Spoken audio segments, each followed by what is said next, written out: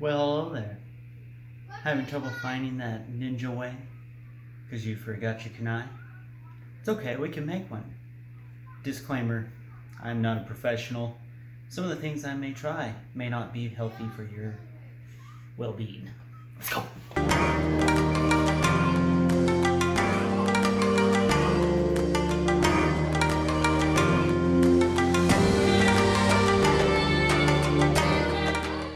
Alright, here we go. First I cut out a dowel rod to fit about the same size as the handle. I went ahead and drew up a pattern of what we're making. And then we're going to use EVA foam, which is just basically the floor mat foam for, you can get it at Home Depot. I usually get it super cheap, or Walmart or anywhere. The Home Depot one has a little better texture on the back. It's easier to get rid of if you need to. And then we're just going to use a box cutter or an X-Acto knife like I'm using, and just cutting out the pattern. You don't have to worry about it being too pretty because we're going to be sanding most of it away. And here we're cutting out space for the handle to fit in between it. You don't want it too far up because when you're sanding you don't want to have the handle sticking out. And I'm using a belt sander here just to really quickly get it carved down to kind of the shape I'm wanting. And you can, if you don't have a belt sander, you can definitely hand sand it. You can use, if you take a paint stick and glue the sandpaper to it, works really good. And this stuff's not too hard to sand. I'm just used to doing it with the sand. Makes it a lot faster, easier with the belt sander there. And you're just basically trying to get the shape you want. And you don't want it too sharp like you would a real knife, just because the foam's so flimsy. It will bend and kind of come out wavy, which I've made the mistake of in the past.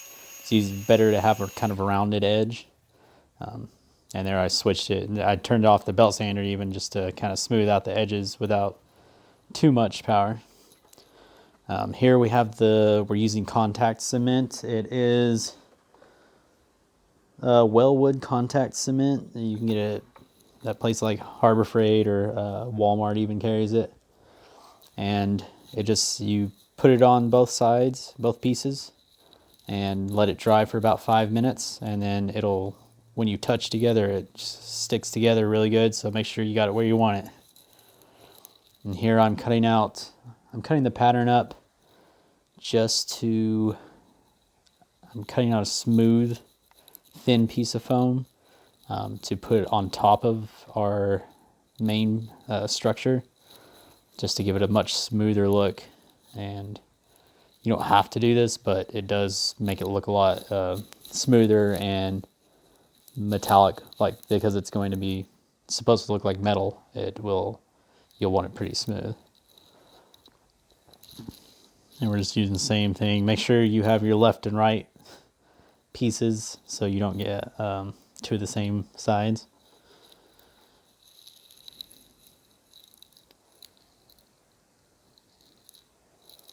You want a very sharp knife. You'll probably want to sharpen it in between every couple cuts, because the foam really dulls your knife pretty quick. And you can just use either a strop, or you can use like the stick you can sharpen with. All right, and then I'm laying it out, making sure I have my pieces where I want them, because we are using the contact cement again. And you don't want to mix up and get the wrong one in the wrong space. And like I said, you just do a thin coat on there. The thin pieces do kind of tend to curl, so you'll have to watch to make sure they don't flip over on the table. And like I said, you just give it about 5 minutes, and then it sticks right to it. It's really strong hold. And you see that looks a lot more edge, and it gives it the little lines like if you watch Naruto, you can see it looks, it's supposed to be the edge of the blade where it connects the angles, but the little gap makes it look really good. And here I'm just using a Dremel. I've got both sides glued together now, and I'm just cleaning up the edges, kind of sanding them even with the other foam to give it that like a false edge. I'm just doing some hand sanding, smoothing out. There I'm using another thin piece of foam to wrap the handle in. You'll see later we're gonna use it instead of actually wrapping the handle. You could actually wrap the handle with cloth or leather if you're using leather. These look like they have cloth handles. And I just wrap it and then use my X-Acto knife to cut along the edge. And then sand the edge flat with the other so it gives it a, kind of hides the seam.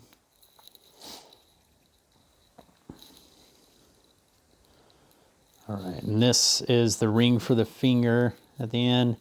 I measured my finger, the circumference, and then had to look up the math equation so I could figure out the radius I needed, and then just used a compass to make a good circle.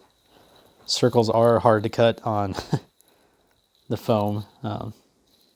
It's good to have the Dremel so you can clean up your edges definitely on this. I left one edge partially flat that will glue to the actual handle. And if you really want to, you can get rid of all that texture on the one side, but I didn't think it mattered too much. It doesn't have to be perfect. It's for, you know, photographs, and from that far off, you're not going to really notice the little tiny details. And once again, hand sanding, always hand sanding. Then just using contact cement again, gluing it on there. And then I'm taking a wood, actually it's a soldering iron, or you could use a wood burner. And this is where I'm getting the texture to make it look like the handle is wrapped out of the foam. Like I said, you could use fabric. I just didn't have any fabric and I wanted to do it quick. But be careful, that does let off some poisonous fumes. You should probably do it outside. Then I'm sealing it all with a heat gun. Just makes it smooth and gets rid of the porous surface so it's easy to paint. And there's a couple spots that didn't want to glue down on the corners, so I'm just using a little hot glue.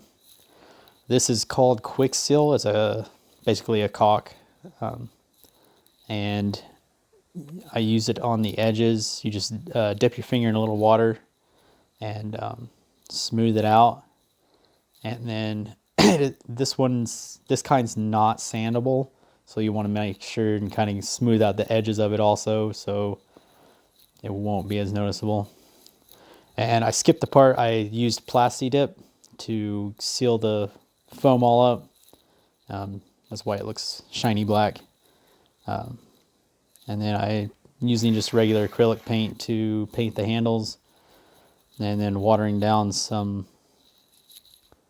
I used some white and then watered down some black. There we go. To kind of give it and brown, to kind of give it a used look. You don't want it to look brand new. You have to distress it a little and give it those little details to make it look realistic.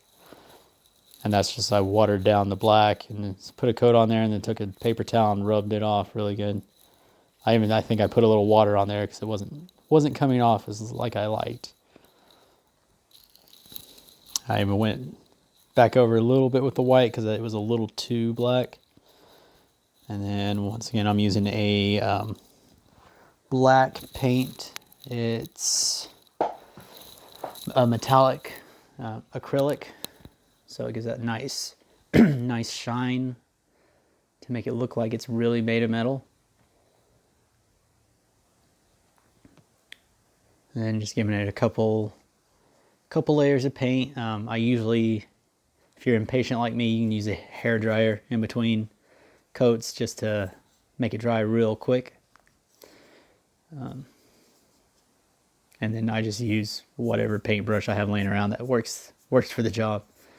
And I'm using same brand of paint. I think it's Folk Art I think it's from Walmart. It's just a metallic silver. I'm using on the edge where it would be sharpened. And like I said, the edge is rounded, but from afar it'll look really good and it won't curl on you or give a wavy pattern like it would if you did it like a millimeter size. And here I'm just taking a few hairs on the brush and using some of that same metallic silver to give some scratches. And that is how that creates.